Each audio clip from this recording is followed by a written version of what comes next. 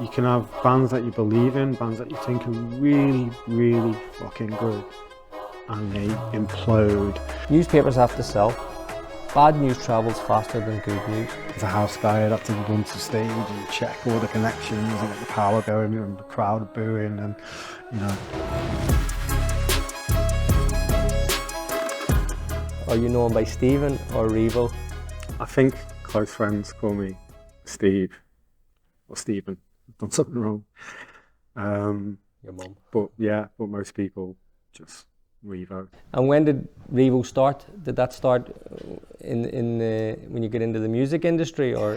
Yeah, it's kind of a long story, but I was a student in Manchester, and I was I'd say a working DJ, you know, bars every night and stuff like that. I'd gone around with my mixtapes, and I'd walk into places and then play my mixtape. I'd be like, if you're playing my tape, you've got to give me some work. But I didn't have a DJ name, and I was using my real name, Steve Revo Miller. And, you know, the Mancunians used to just think it was funny, you know, because the Steve Miller band, and they'd just come up and go, abracadabra. Play abracadabra, that was a regular one. And then I was DJing a fashion show in a bar called Prague 5, and I was speaking to one of the models, and I was telling her about my frustrations. And I'd started DJing, and I'd bought a set of decks with my student loan, and they were in my little dormitory room. We met this Nigerian DJ called JMeezy, and he was 10 years older than me, and he was like a proper Chicago house DJ, and I was doing a lot of hip hop stuff, so I could scratch and do all that. But he was like, you know, 3-4 songs at once, Chicago house. And then we met in a club one night, and I was with my other friends, and he kind of came over to us and saw us, you know, we were having a nice party. And I started DJing. I got a knock on my door the next day, and there he was. And he was like, fucking hell, you got techniques in your room? And then we started DJing together. And he was that good. He was just, you know, phenomenal. And I'd never mixed house music. And I was like, how'd you do it? The beats are the same. How'd you tell them apart? And just one of them, I kind of started to catch up and get quite good at it. And he used to stand in the background. So if I had a good mix going, he'd shout, Steve-O, the Revo on the deeper house.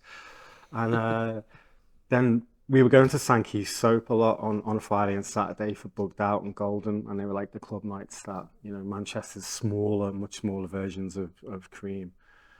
And they just started chanting my name, the Revo, in the club. And then when I was doing this fashion show, it was Beverly Turner, and she said, why don't you just call yourself? That's a really cool name. And I was like, you know. Yeah. Did you go online to see was there any competition for it? I didn't actually. I think it's quite a popular name in Malaysia.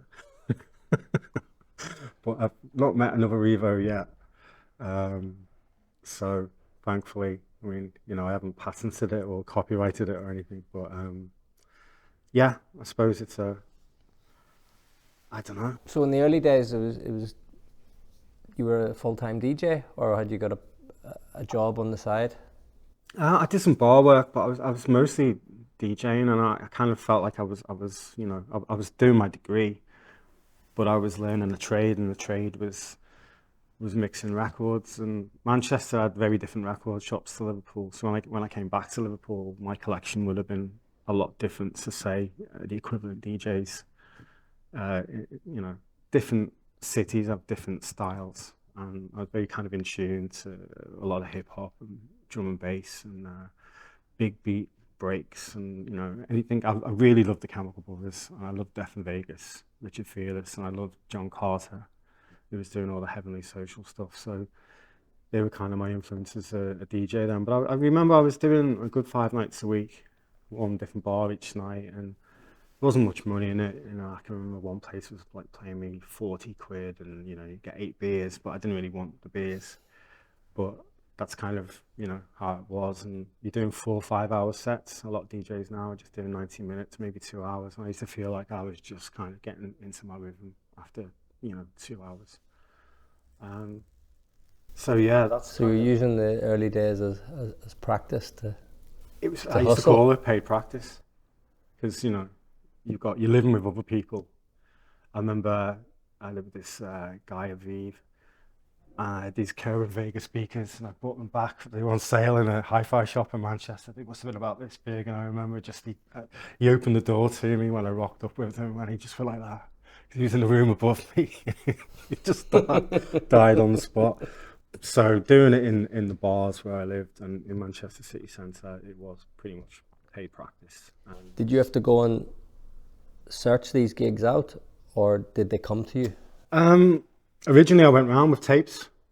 You know, I had like the uptown side and the downtown side, so two different styles, but essentially one could flow into the other. And you know, you'd go around giving your mixtapes out, and you'd get work from that. And then, as I say, I went into a couple of bars, and they were just playing my tape. And it's like, well, if you're playing my tape, you've got to give me some work. And then people would come and book me, and then other students would start nights, so I got asked to do a couple of residencies and little kind of, you know, experimental clubs. So I did all that. And does that exist now, where DJs would walk around or enter clubs and try and get face-to-face business, or is it done online? Yeah. I've got a reason for asking. Yeah, I mean, now DJs can post their mixes and you know, there's a source where you can go to, but you didn't have that. It was very physical when I was doing it. You know, it wasn't a digital medium at the time. So, you know, you're playing vinyl, so you've got to get the records. So thankfully Manchester has some of the best record shops in the country, but you know, you're in there every other day, and whatever you're getting paid to DJ, you're buying more records because you want to develop your sets. You don't want to be just playing the same static set all the time. The reason for asking is our property business. We did a digital campaign from our office, where very static. People sat at a computer, promoted pay-per-click ads and various things to try and generate business for property sales.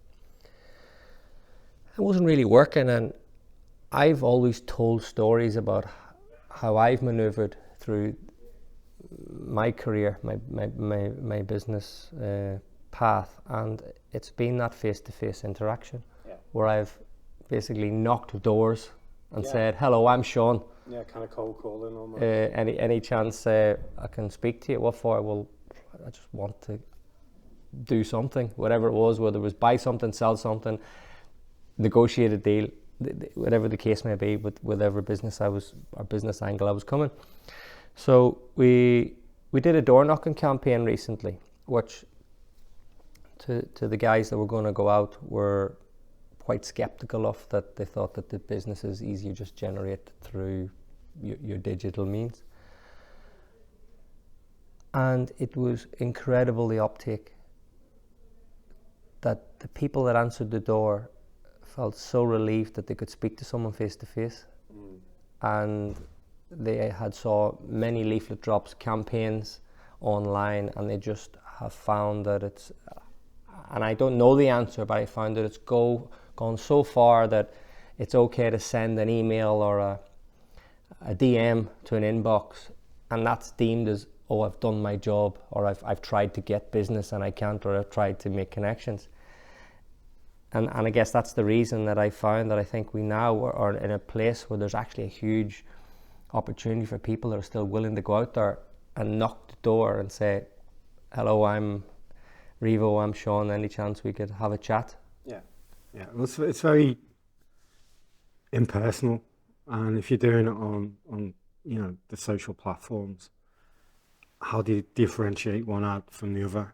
But if you've got someone looking at you in the eye and talking to you, then you're going to get a better feel for what they're trying to sell or what they're trying to put forward to you.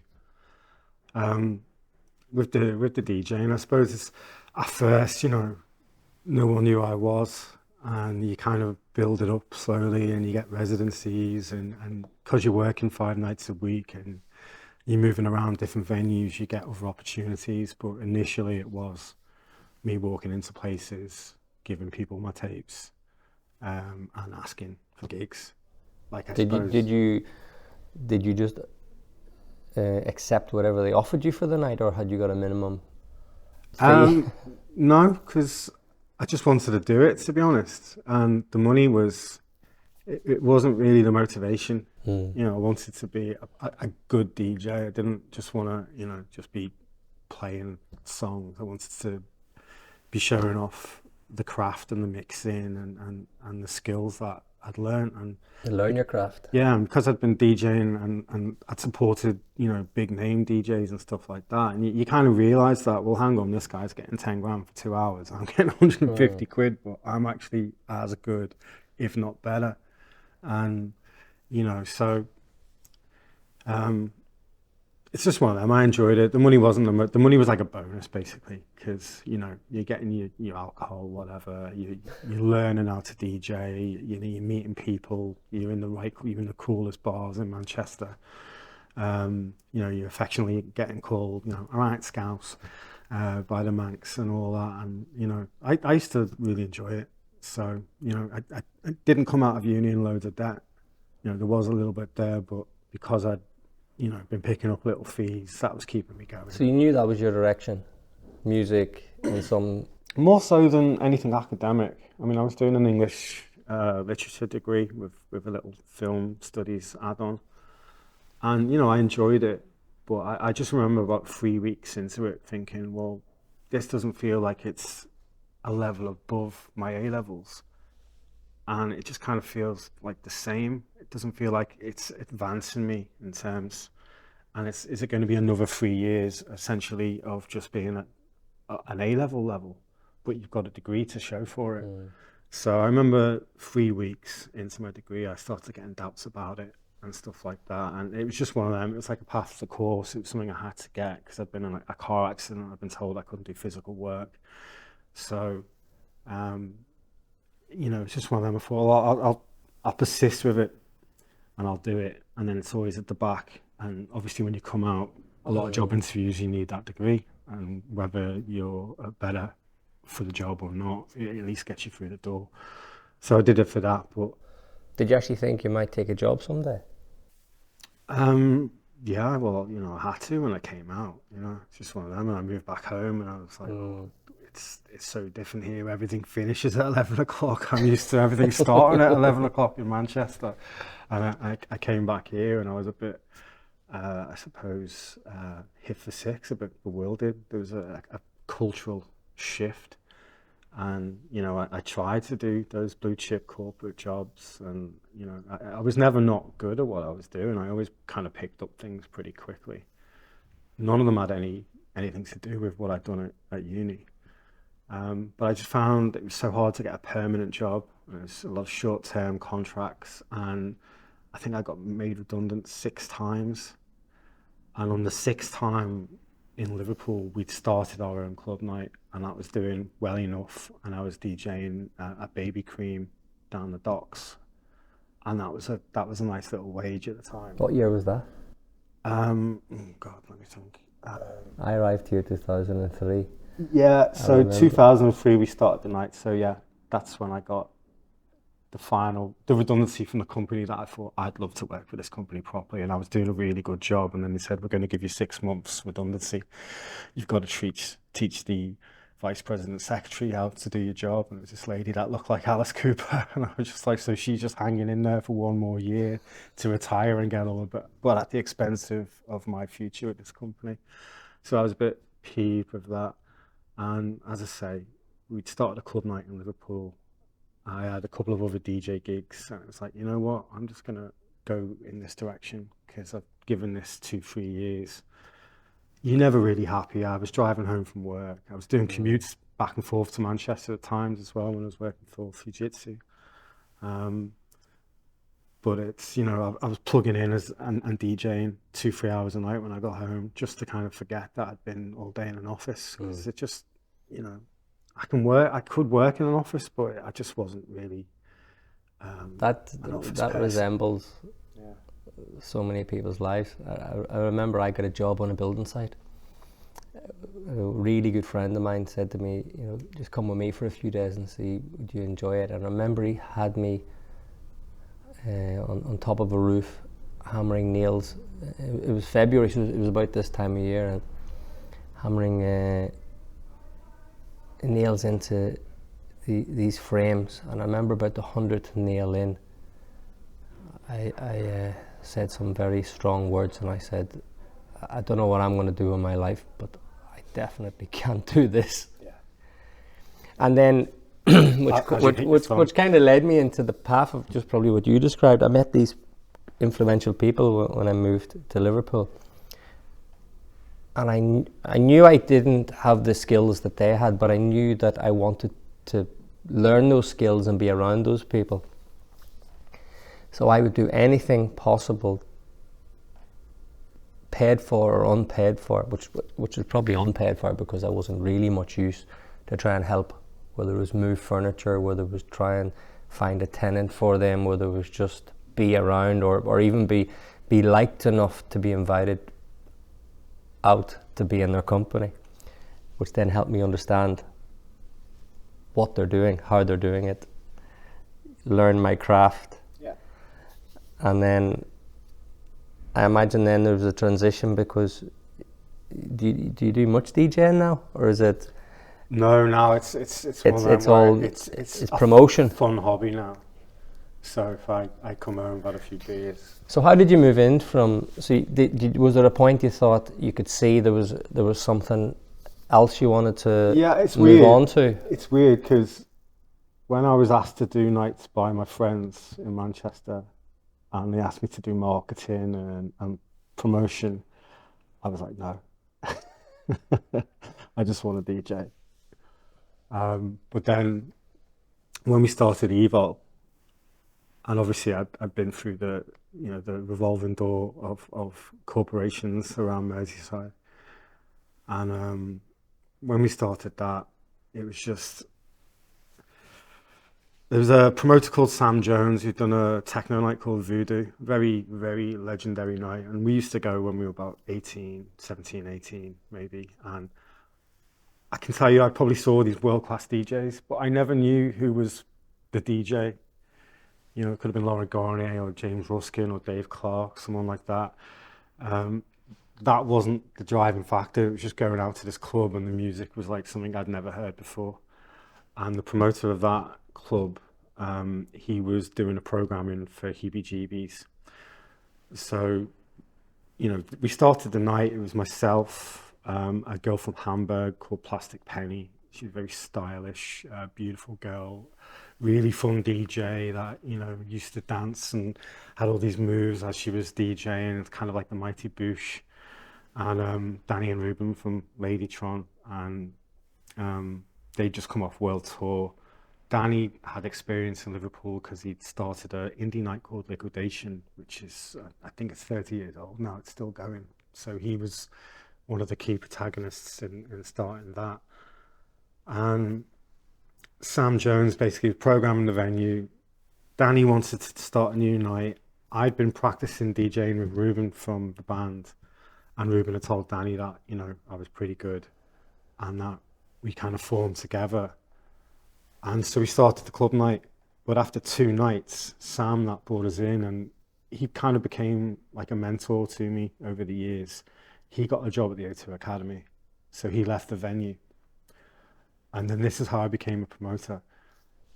The other guys were just too bongoed at 3 a.m. to count money. And I could still count money.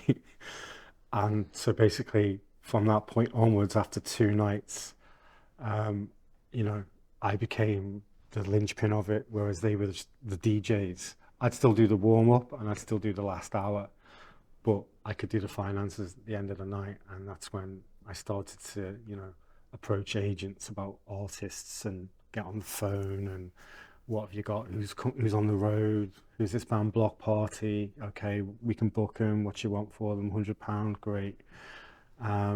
You know, and it just started to roll like that, and we had about 8 months there, and I'm not gonna say every night worked, but 90% worked, and we had a really nice It was like a moment in Liverpool where there were a lot of arts grants available. So there were a lot of international students and people from Texas and New York and people from Europe, and everyone seemed to polarize at Evo. It kind of became quite. So you sort of stopped the DJing then? I still DJed, but I was doing the promotion and the marketing and promotion, and I started booking the acts, and I found that I had an ear for a good act, or I kind of knew something that would be good. And I suppose that comes from selecting songs as a DJ. So the DJing kind of, sometimes when I'm booking a venue, I'll look at it as I'm doing a live mixtape across a year. So in my head, that's how I'm toying with it. But I kind of started to unearth a lot of new artists that, pretty much 2 or 3 weeks after we played, they'd get a massive record deal or they'd blow up. So then the club kind of changed from, say, a dance music club with a live element at midnight to more, we're going to do bands until 11 and then we're going to DJ till 3.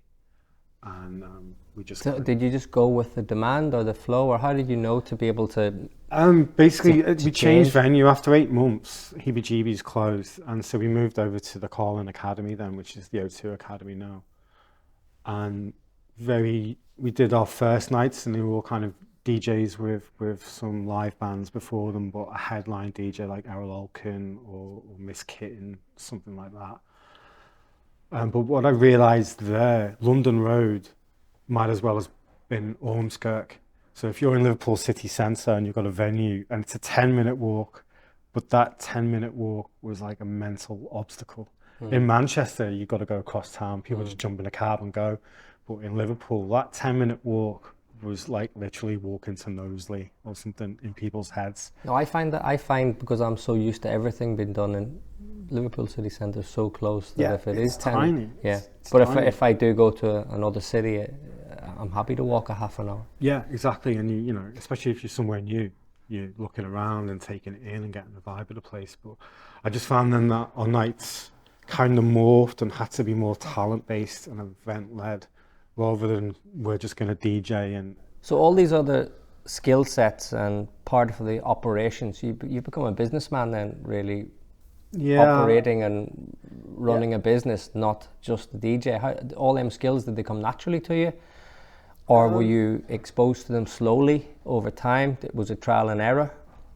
Because this story, it just feels, to be honest, it feels quite. I never had a problem doing it. I suppose the hardest thing was learning how to DJ, and once I knew I could, then I upgraded my gear and got the really good stuff, and then it was just pleasure. I read Michael O'Leary's book, Ryanair, and he was the accountant. Yeah. And still is probably. Well, he still is, but again, the opportunity came about. The Ryan family owned Ryanair, and the opportunity came about. Don't need to get into the story, but he was there, and he knew that someone needed to do this, needed to do that to keep the operations going. Yeah.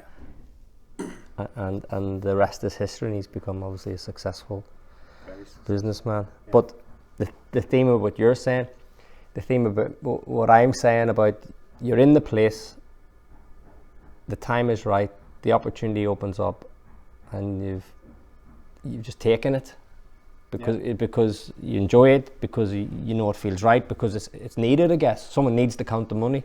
Yeah, well, you think it's your chance, and obviously, I've been through the mill, and I've been trying to do the right thing with, the job that your parents would accept and all that, and I tried, and I was never happy. I was never comfortable in those environments. Like, the jobs were easy. I could do the work, with my hands tied behind my back a lot of the time, and every time I was made redundant, I was always surprised because the people in my departments were like, well, the procurement's never been this good. And it always felt like, well, why am I getting released if I'm good at it? I could never really, but you just, it's just numbers on a spreadsheet, isn't it, for those type of businesses? No, before we go into your promotion, your business, I feel like the lesson there is that I never overvalued my time. I would literally change a light bulb and go and do it for nothing, or I would help with the furniture in an apartment, or I would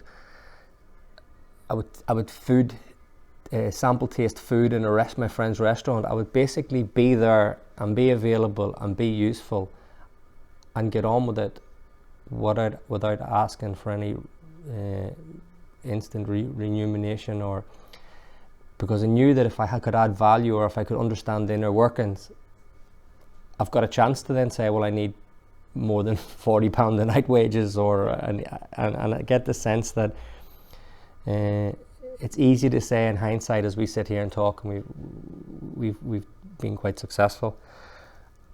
But there seems to be a theme from the people that have done well, set up their own businesses, that the message that I would give to someone younger coming through is that you have to think of, okay, you didn't need money to survive, but the money to survive is a lot different than the money to buy your first house or a brand new car, or go out every weekend and buy yourself new clothes. Yeah.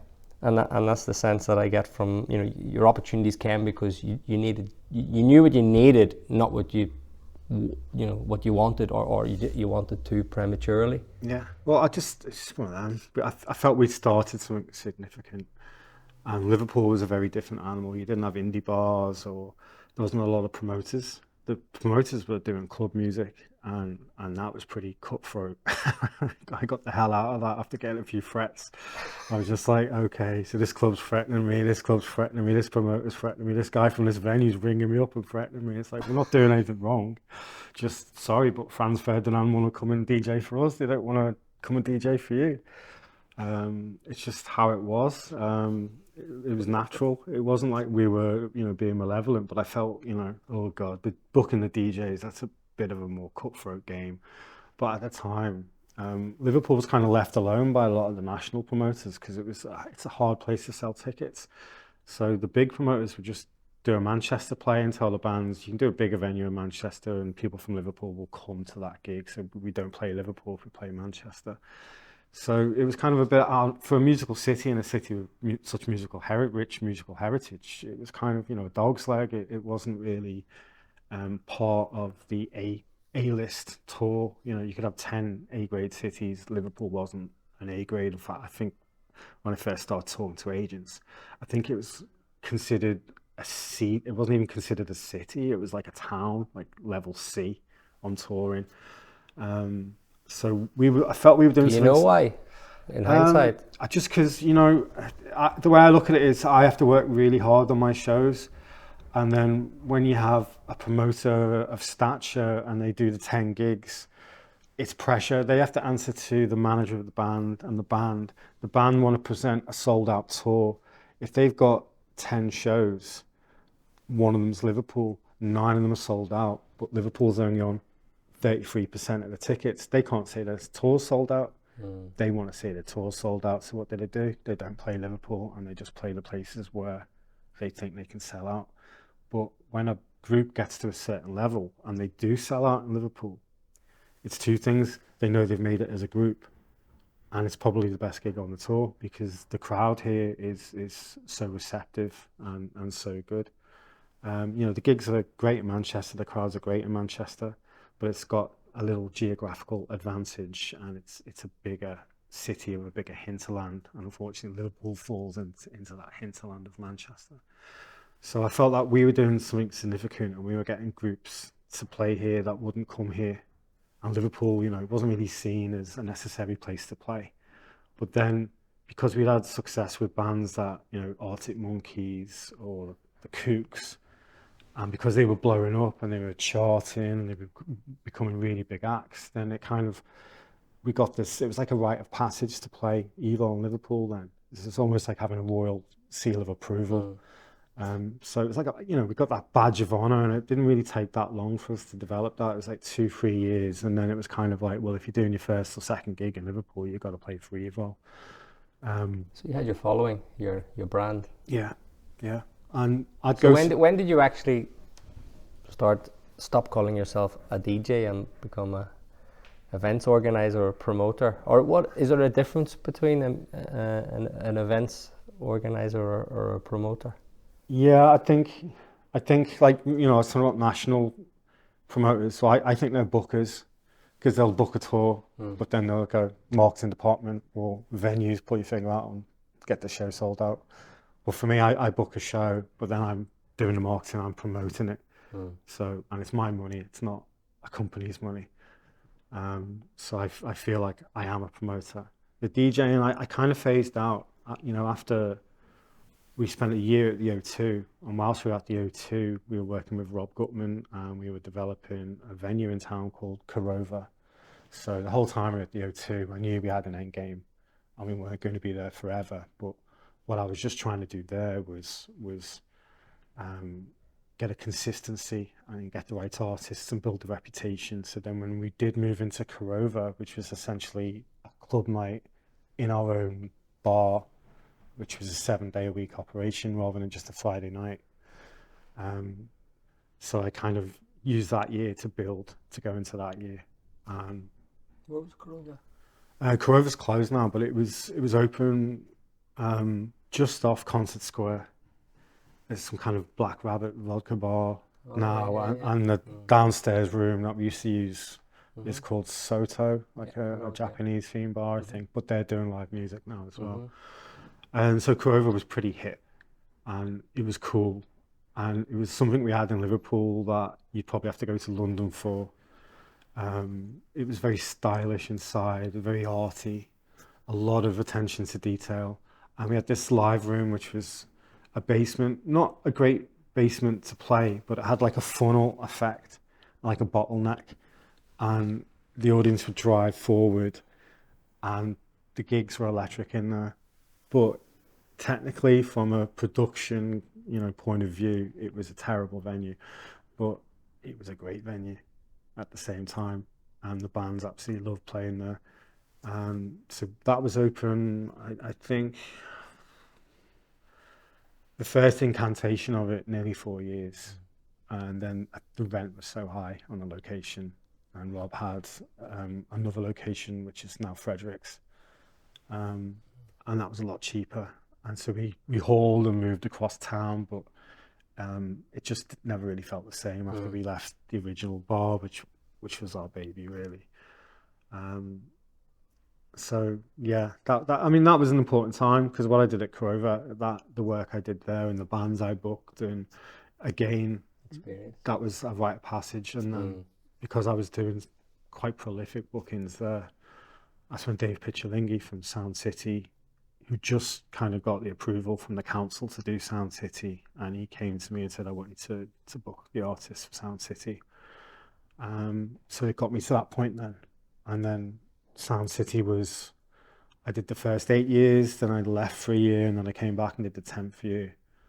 But I literally booked hundreds and hundreds of artists for that festival. So how long, if you do something as big as Sound City, how much of your time does that actually take then? All my time.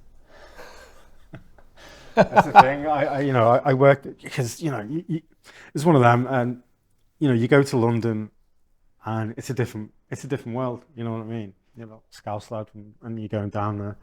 Because imagine booking these people, you have to show them you're there to look after them as well. It's not just putting their name down on a sheet. So I always had and that personal touch, and always hospitality and looking after the artists was always kind of quite intrinsic and essential. But I just remember that first time I went to London, and everyone knew what I was doing in Liverpool. All the agencies around London, I remember having to map it all out. I hadn't really been to London before, and I was seeing all these big agents, and they're all multimillionaires, they're all big artists. They have the pantomime of making you wait in one office, and you get put in another office, and then the doors will finally open, and you get to see them and talk to them. But when we first started Sound City and we were doing those rounds, no one was taking us seriously at all. And we had aspirations and dreams. We wanted to be bigger than The Great Escape, and in my head, I wanted to bring in strands from what I'd experienced on the road of Ladytron and seeing European festivals. As a business, I'm fascinated about and understand the importance of cash flow. And people around you, and how things are. There's such a fine line with most businesses between doing extremely well, Yeah. and actually not making it past the first couple of years. Is that the same in your industry, or are you protected between, do you go so far to make sure there's cash flow and there's interest and there's bookings and you can sell out something before you put a lot of expense and time into it? Is there a lot of speculation? There's speculation and development, because you know some artists can take 3 or 4 shows. You know, I had a band from Ireland called the Murder Capital. First time they came, they weren't that happy. You know, 30 people come over from Dublin, but they stuck with me. Came again, sold out, and then it's all high fives when they come off stage. Did they get paid the same, or was there They got paid more. They the got second paid, time? Yeah, they got paid more. Yeah. But I lost money on the first show. Yeah. But then you paid them more to come back. But then they've grown as a band. So you're trying to, you know, a lot of the time you're taking a hit on that first show. And it's kind of hard to retain the artists. So, you know, I'll be at the show. I'll have a rep setting up and preparing the venue and doing the rider and the hospitality. So you're really hands-on then? Yeah, but I'll be there and they know I'm there and they know they've played for me then and they remember me. And I can see them at a festival in Europe or in America, and I'll have my name shouted across the road or something like that, and they remember you. But a lot, like say a band called Metronomy, I remember it was the 4th show where they felt, yeah, okay, we've got a crowd in Liverpool now. But it took me 4 shows, and then the 5th, 6th, 7th, they gradually grew into an Academy 1 level band. So then So then 4 shows, you took the people on the journey with you and said, look, stick by me, I'm losing money here, but I believe in you. Yeah, I mean, they never really think that you're losing money, because they just think, you know, you're Brewster's Millions and you're making loads of dough being a promoter, but you're not. You're putting your neck on the line, and you know, you don't have a lot of money coming in. That's in almost every business, by the way. Yeah, and if you're getting paid by if you're getting paid by, you know, a festival to book for them, you know, you're not getting that much money. It took me a number of years before I got a relatively decent salary out of Sound City. The first few years was just, you know, paying my bills, survival money every month. But you're building and building and building. Are you still on survival money? it's People aren't going to feel sorry for you the whole time. Yeah, well, you know, I've bought a house, but you know, I still cycle. I don't have a car. That's true choice. Yeah, I think it is actually, because I looked at buying a car last year and I just thought, I'm not spending that for that. Just you don't need to have money to buy a car now. You can finance it, you know. Yeah, I know. It's not like you're lashing out, you know. And I know everyone's on leases and things like that. You're obviously... But it just didn't equate. So what am I going to get? I'm quite happy cycling to Liverpool. I'm quite happy using the train. If I go to Manchester, I use the train. What's refreshing and very enjoyable is you're obviously modest. So whatever thousands or millions you make, you're not someone that's going to change or act too differently by the sounds of things. Hope not. If that ever does happen. Yeah. And normally, I heard that great quote about the people that want to make $1 million is actually, they actually want to spend $1 million. Yeah. Because if you want to make it, there's a reason you want to have it. The people that end up with the millions are people that don't really want to spend it. They understand by making it's hard enough. Yeah, I think I'm still in survival mode, you know, and that's my motivation. I don't really think about making thousands and thousands of pounds, and it's an up and down business, and COVID hit the music industry very hard. A lot of venues have closed, a lot of small, like I think 135 venues closed last year. And these were the grassroots venues that, you know, where bands develop and learn their craft as a group. And this is where, you know, if Arctic Monkeys had never played a small venue for me, you know, where would they be now? Or the equivalent of me in every city. If you don't have that circuit, how do these bands develop? How do they learn how to play to an audience? How do they learn how to develop their music? Because, you know, not everyone just doesn't come easy to it. Not everyone's a genius. People have to learn as they're doing it. It's all empirical.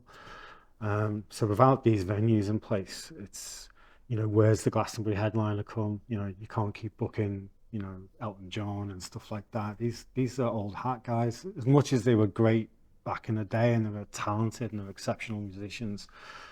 Where's the next crop coming from? And the bands that come through and get to that level, it's you know, percentage wise, you know, I could say, would it even be 2% of bands that actually get to the stratosphere where they are in Arctic Monkeys? They are getting big bookings globally. They can get a big fee in Kuala Lumpur. They can get a big fee in Mexico City. So is there an element of there's not enough venues for all of these new bands coming through, or is there an element of commercially it costs a lot to be able to tour and play? This thing is lots of things into play now since Brexit and COVID, but it's harder to tour. There's no free movement in Europe. You used to just be able to get on a bus and go city to city. Now you've got to register all your gear from borders, and there's paperwork and red tape, and countries have different methods and procedures. So it's become more expensive, and a lot of British, UK and Irish acts would make a lot of money in Europe, and that's much harder for them to do that. And I've been speaking to, you know, my peers in places like Stockholm or Barcelona, and you know, you might be feeling sorry for yourself in Liverpool, but when they tell you what the bands you're booking are doing in their cities, and you're like, wow. Because it used to be a case of the band might not necessarily be a massive group in the UK, but perception wise in Europe, they would think that the band are massive in the UK, and it's like a circus coming to town and the whole town comes out to see them, kind of thing. So there was always a lot of gravity. So that's harder to do now. And if the Grassroots venues in the UK particularly are dying off, and it's numerous things, you know, it's abatement and noise orders and things like that. It's just people don't have as much cash. If they're going to go and see a big band in Manchester and stay in a hotel and transport and night out, well, that's probably their money for that month spent on that. Is there other I do understand the importance of touring and being live and practicing your skills in front of people and that connection. But is there also opportunities that have opened up with the world we're living in now? You can go viral overnight if you do it right, or is that like just headline that 1 in a million people go viral and or 1 in a million bands go viral and they make a fortune? Yeah, but this is like, you know, you can have that TikTok craze, but it's a craze that's quickly moving on to another craze. And once everyone's done it, they don't do it again. They might download that song, but they're not downloading the whole record. So it's kind of... So have you known somebody who, or a band or that has thought they've made it overnight digitally, but... I know a band that were scratching their head thinking, why are we in the iTunes chart when we've done nothing? And they're like, what's going on? Why is this single from 10 years ago in the iTunes chart again? And it's like, oh, well, you know, a little girl in Brazil did a dance to it on TikTok, and then everyone copied her, and then it became a craze.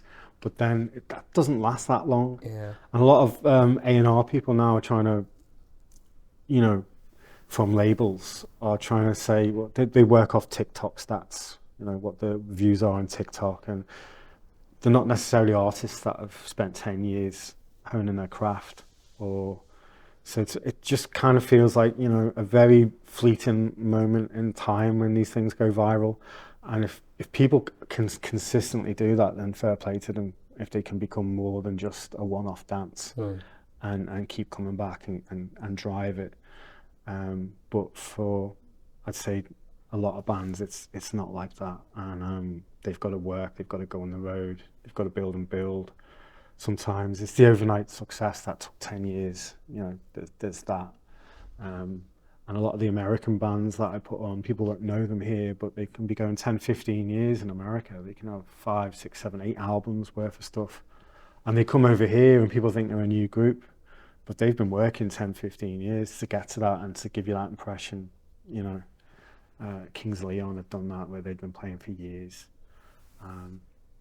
So it's just different ways. But for me, it's like the circuit of Grassroots venues is should be protected. I find in business in general, it can be quite difficult, cutthroat. You know, it's so many moving parts, and everybody is out there looking for a piece of the action. No matter what field you're in, there's only a certain amount of money flowing about for that particular thing. Yeah. Is it the same in the music industry? Yeah, definitely. Sometimes I feel like I'm the third Neville brother fighting for the scraps on the table.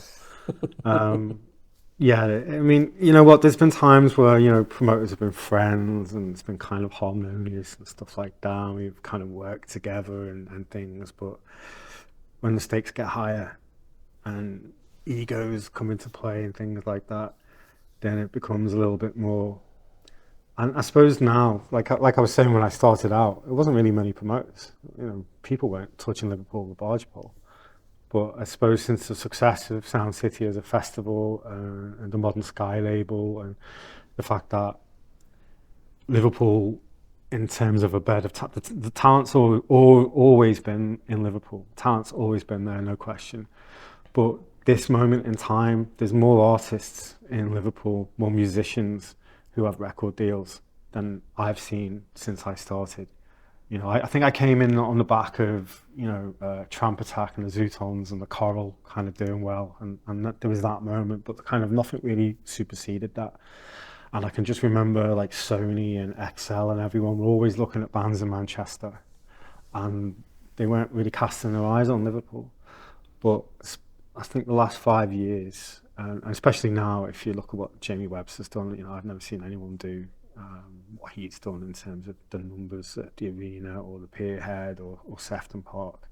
You know, we've got these great bands like Echo and the Bunnymen and stuff like that, but they've never kind of done these numbers. They've not reached these highs in their hometown.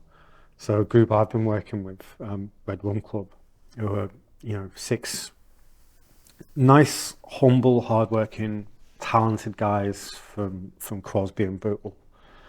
And I suppose looking back, it might be 7 years ago when I asked them to play. I think I got them on Sound City first of all, and then I asked them to support a band called the Shimmer Band, who I thought were going to be the next Oasis. I thought this Shimmer Band were going to be huge. They were from Bristol, and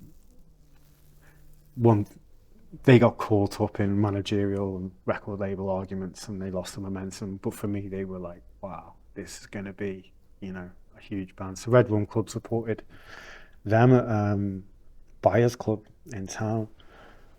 And it's just one of them. And the band, I could see they had a work ethic and they were good. And I liked talking to them and I got on with them. So we started doing shows. You know, I think the first sellout we had was the Zanzibar, and we kept setting ourselves goals. I remember showing the band around the O2 and looking at them as they were looking at the room, and I could see they wanted it. You know, they had it in their eyes, and you know, and it's like, okay, well, I'm willing to put my money on the line because I believe that you can do this. And you know, we sold out the O2 Academy, played there again a year later, sold out again. Then we upped our game. Thought, well, let's move to Mountford Hall. We sold out Mountford Hall. And where can we go now? Okay, we're not quite at arena level, but we'd started to talk about the arena at that point. But it was like, okay, well, why don't we just do 2 nights at the Olympia? And if you sell out 2 nights at the Olympia, that's 4,000 tickets. And in my head, that's half the arena, and that justifies the risk. Is there like a multiplication? You work off a sellout on a good night equals there should be times X on the next gig. Is it, or is it? Yeah, I mean, there's no formula. It's just if you sell out the gig and there's 3 months to go before the gig, then you know you can sell more tickets. Providing you do a good gig that night. Even then you could upgrade it and probably sell more, but you just you need these markers where you sell them out. Do you also then judge after that on like how much does social media and views and followings and engagement play a part in that? Because if you sold out and then if you didn't hit the stats or how you felt comfortable on the social media platforms, would that then concern you about a bigger venue? Or do you just take in how quick you sell out the venue? Yeah, I mean, you don't always just go for it. I mean, sometimes you can be a bit more conservative and play it a little safer. And, you know, you can keep bands on a certain level, but ultimately everybody wants to rise. Yeah. And, you know, it's about having a career. You know, you're talking about TikTok before, because it's such a fleeting moment of going viral, and you can get all those hundreds of thousands of views. But what's to follow? If you're a musician, you want a career. You don't want to have to have a burst and then you're in the paint factory or in the car factory. You know, you want a 30-year career. You want to make 10 albums. You know, you want to make those albums and then maybe sit back, and then you've got money coming in, and, you know, you can do other things, you know, start farming ostriches or something like that. But, you know, for me, it is about development and career path. And, you know, these guys have to go and work really hard. They have to go do 4 gigs a day on Matthew Street playing covers just to pay the bills at home whilst the band is developing. And it doesn't happen to every band. There's no guarantees. It's you can have bands that you believe in, bands that you think are really, really fucking good, and they implode. They start doing drugs, something happens, they don't get the breaks. There's so many variables. So to keep the straight line and keep going, it's quite rare, and it's hard. It's a hard path to tread. So for me, with Red Rum Club. So you've got a big show now coming up. Yeah, we're going to do the arena, and it's a show that I've been talking about with them and the management maybe 5 years. I started planning it 4 years ago. I started to look at the mechanics of how do you put on a show at the arena, what kind of production's needed. So I started talking to Adlib about what they would do, and what kind of lighting and audio equipment they bring in, and just kind of, you know, every day's a school day, like I suppose most businesses are. You're always learning something new, and so it's just kind of stepping up a gear, making sure all the small details are taken care of, because if just this one point in the plan that doesn't work, it can really throw the whole gig off. And you want it to be smooth as possible. You want everyone to be there on time. 7 a.m, we start the build at the venue. And I suppose it's like a film production, you know, it's so many variables to get to that point where you're filming. And we just want to, I just want to make sure that everything's right and that there's no surprises on the day. Everyone's prepped, everyone's aware of the plan. And it's a smooth day. And if you plan it properly, it shouldn't be it'll be a long work day, but it shouldn't be a tough work day. And then obviously at the end, you've got the gig and you see the band, you know, in great spirits, but you see the crowd and the relationship, and it's that kind of thing that really keeps me motivated rather than the financial gain from the show. As I've evolved in my business life, and maybe as the years tick on, health and looking after myself has become more and more of a priority. And the late nights for me have become less and less. Not that I had as many late nights as a DJ or a promoter. How do you balance the late nights, sleep? Yeah, well, I don't drink when I'm doing my shows. I've had a couple of festivals where I've drank and then, you know, bad things happen. So, you know. Any stories? Not for this. But so I try and keep myself, you know, it's my job. It's like if I had a job for someone else, I wouldn't turn up drunk. I'm not drinking on the job. I don't need anything else. You know, I'm quite happy being at the venue, seeing the day develop, talking to all the tech guys, working out different aspects, learning every time. I was in Manchester the other night with a lady trying out a beautiful venue called New Century Hall. And, you know, I was just learning, watching, and just picking up new bits, and you can always do that. It's never going to stop. And even that night I was like, oh God, what if we had this venue in Liverpool? What could we do? But for me, it's perfect. It makes money every day of the week because they've got restaurants like a Baltic Market downstairs. The people are coming in early for the gigs, using the facilities, and it just seems to be a perfect marriage and a beautiful venue with heritage and culture and a desire to play there. So I kind of felt Liverpool was lacking with that in some way when I was there. But you're learning every time. But it's just, I'm happy, I'd say I felt relieved at the end of the gig, because I know the band had been on tour and there'd been a couple of power cuts at festivals, and the front of house guy had to run to stage and check all the connections and get the power going, and the crowd booing, and so just a sense of relief that the show's gone well. The crowd have been great, the band are happy, which is one of the most important things, because bands can pick up on the very smallest thing and can be unhappy coming off stage. They might have made a mistake. Someone had come in late on something. I like how you describe this story of all the things that can go wrong, that do go wrong, but you smile. When they go wrong, you're not smiling. So this is you're smiling because it worked out, but because it is like late nights. Do you get time to switch off? Is there downtime where you think, right, this is my weekend and leave me alone? I take the dog out of the morning, walk the dog for an hour. That's, I cycle to and from Liverpool.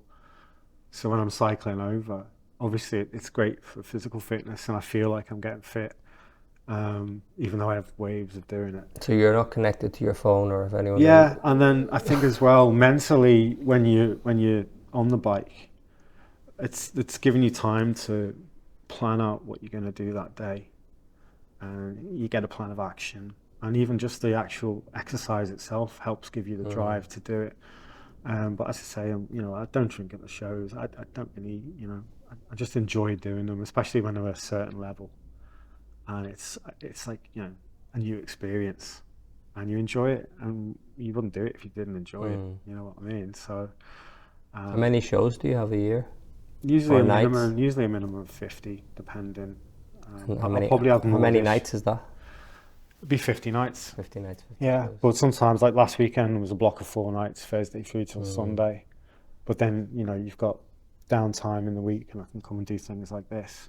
But the weekend, it's Friday and Saturday again. It's not always so consistent.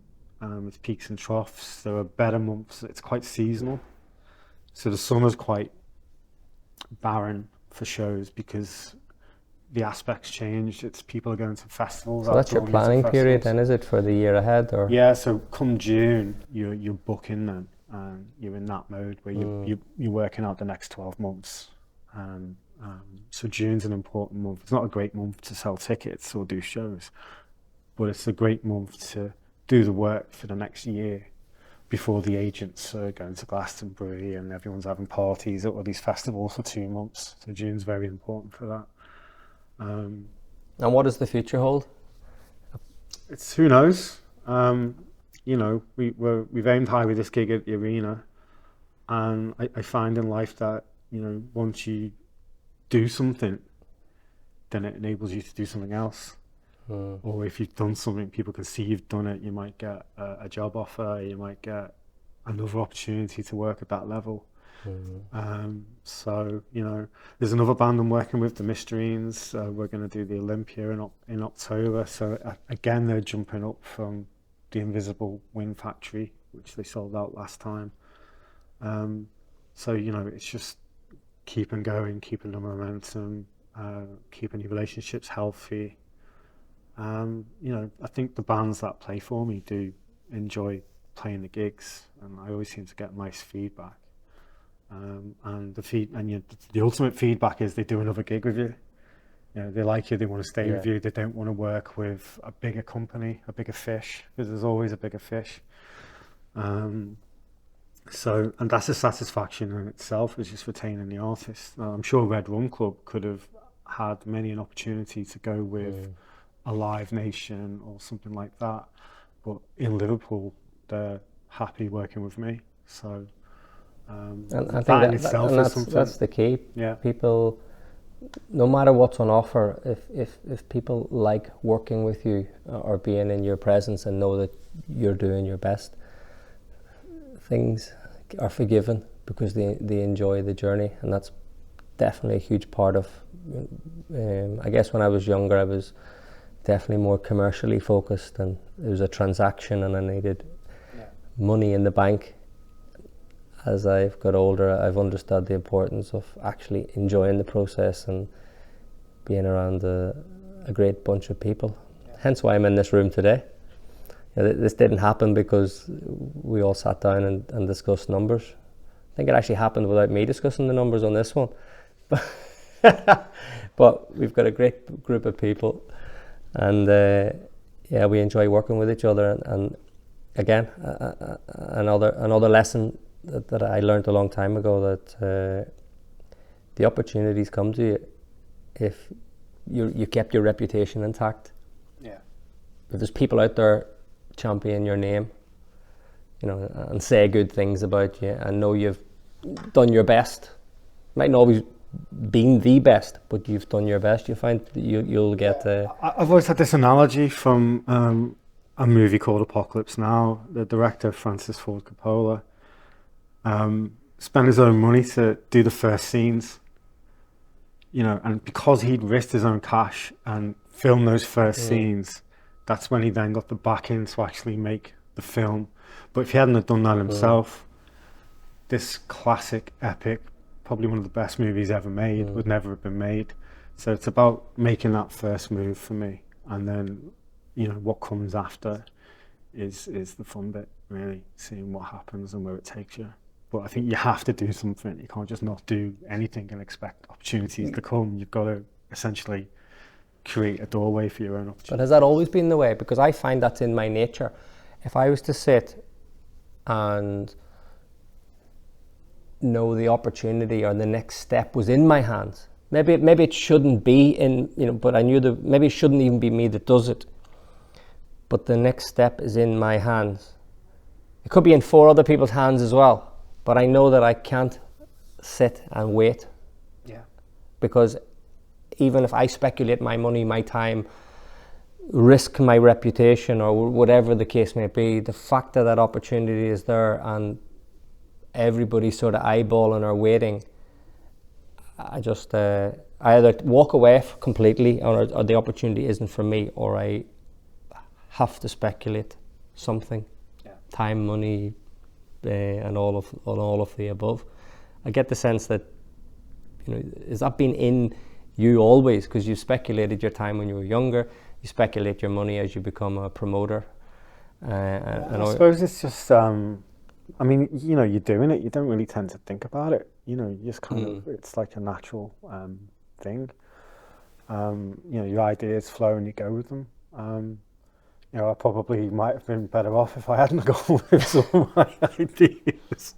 But, it's I feel it's, even if you don't make the monetary gain or whatever, you at least learn from something, or if you fail at something, you can come back and do something better. Have you got something for us where it all went completely wrong, but in hindsight, it's helped you? Yeah, I've done a festival where I've lost a lot of money, and the timing, and I felt I had to do something, but it was too fresh out of COVID, it was too early, and I ended up losing a good chunk of dough for a promoter, a record loss, but you recover from it, and you keep going, but you just approach things differently the next time you do it. So you had learned lessons? You didn't just say, I'll brush it off, I'll do the exact same thing again, and it worked? Did you actually think, or just bad timing, or? Well, I think, I look at the... You're quite seasoned in COVID. Yeah. It's not like it's your first one. Yeah. It was one of them where I went for a production meeting at the venue 2 weeks before the event, and I'm ringing the doorbell on the venue, and I'm like, what's going on? There's no one here. And I phoned the guy up, one of the directors. And he's like, oh, sorry, man, there's been a COVID outbreak at the venue. And I was like, we've got a festival in 2 weeks. And you kind of felt that everyone would come out of that period just absolutely yearning to go again. But people were scared.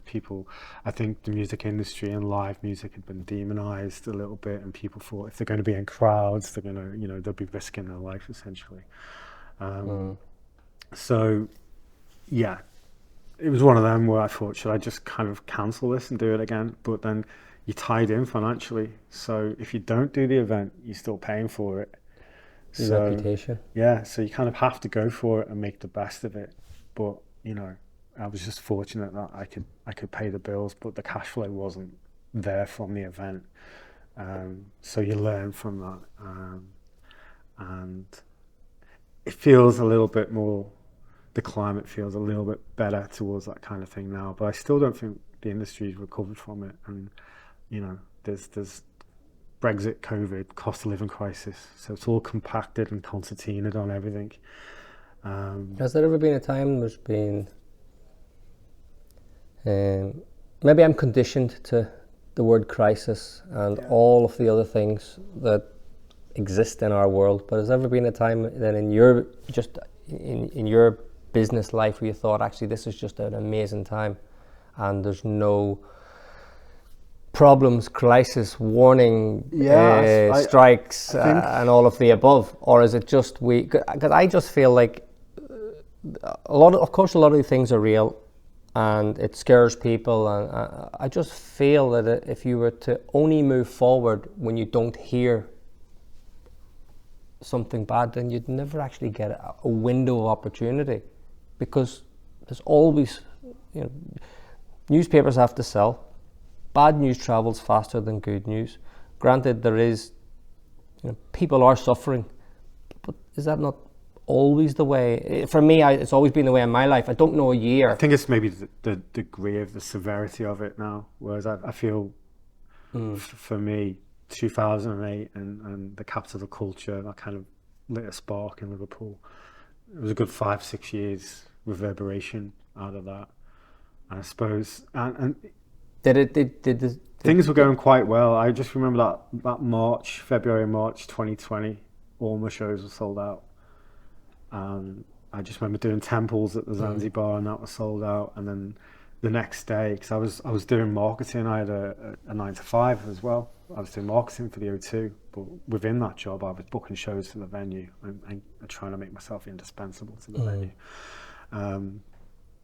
So up until that point, I'd not really noticed any, you know, economic fluctuation. It seemed pretty constant. Over the decades before, granted.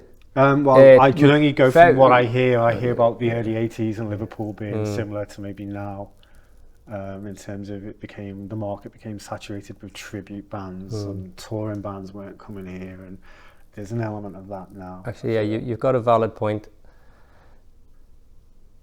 March 2020, we all were terrified. We all had question marks over our head, and you have a valid point. The 80s were difficult.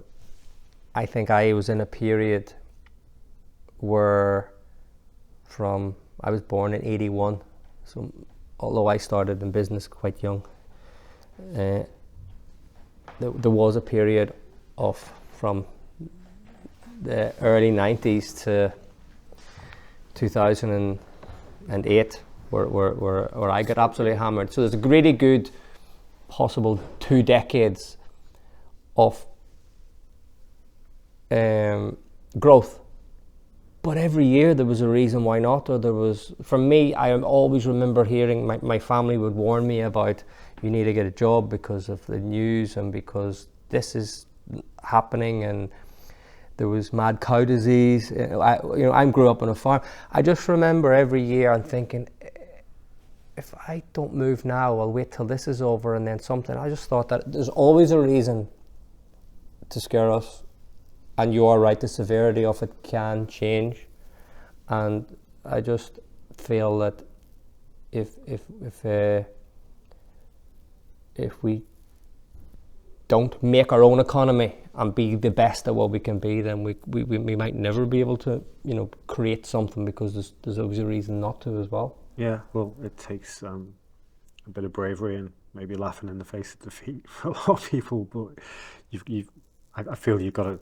You know, you've got to try something. You have to. I think and this conversation has been great, because through the successes you've had, or the not so many successes, you haven't exaggerated the ups or downs. You've actually said them all with a smile. You seem to have a very optimistic and level-headed view, which is probably the foundation of how you've got to where you've got to, and the ability to keep smiling. which to be fair is a great attribute to have. It's not easy. It's not easy to keep smiling, no matter how old you are or what field you're in. You know, life is difficult. It's not just. I think my friend mentioned the only time you're actually on holiday is when there's an umbrella in your drink and an umbrella over your head. and the rest of the times are probably tough. Yeah, I think I've only ever felt a true level of total relaxation was on a beach in Brazil with a drink in my hand. You know, and that's temporary. That's very slight moment. Yeah. And I think that was the point I was talking about. Do you get a chance to switch off? Because it's difficult now to succeed. You need to be on it all the time. And there's always the next thing that you're channeling towards. You know, you have your peaks, if you will. So say Red Rum Club's a peak, but it's building towards what's going to come after that, and setting them in motion. So there's always a flow. You never just come out of one thing and you're looking around. What do I do next? It's already in hand. And you're well prepared to take whatever's coming. How do people find you online? How do they follow your socials? Or yeah, I mean, Facebook primarily is the one that I kind of is more personal. Obviously, I'm put my gigs up and letting my people and my friends know what I'm doing. Stephen Revo, thank you, Sean. Thank you for your time. Cheers, man. Thank you.